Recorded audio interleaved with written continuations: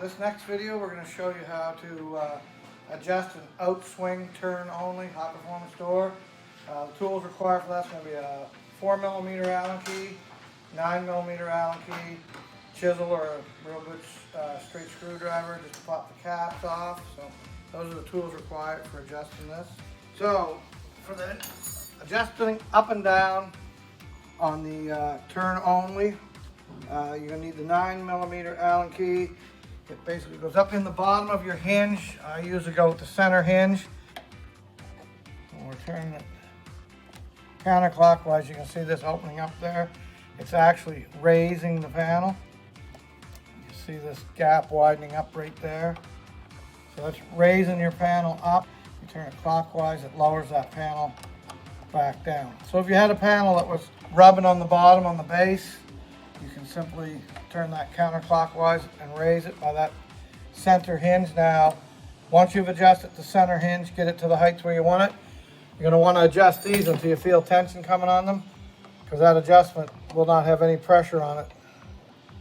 So whatever you do to that center hinge, you're going to move this one too. You can feel that starting to lift a little bit there. So we're going to do the bottom one too.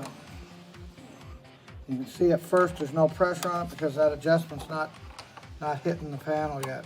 Feel it's just starting to get pressure on it there now. And it's actually starting to lift that. So then all three hinges are taking pressure. And you can actually watch this center gap at the hinge widen or narrow, whichever way you're trying to adjust it. If it's too high bumping at the top, you're going to want to lower it down. Too low, bring it up. And the other adjustment on this is on your hinges, right here on the end of your hinges. You'll see there's a little wee cap right there, and you're going to want to get a chisel or a straight screwdriver in there, pop that cap. Once that's popped out, this Allen key here, which is your 4mm Allen key, goes in there. There's an Allen key in there, and it's basically on a shaft that takes this door back and forth this way. So you turn that, actually starting to move that panel now. You can feel it moving. So if you had a door that was bumping over here, you want to adjust it back that way. Or if it's not catching, you adjust it over that way. So all three of those hinges are adjustable. So if you had one that maybe just bumping slightly at the top, you can go to the top one, bring it back, leave these ones where they are as long as the door is working good. You can basically watch the panel to see which way it's moving while you're doing that. Once you've made your adjustments, that little cap just pushes back into place. Here, snap in.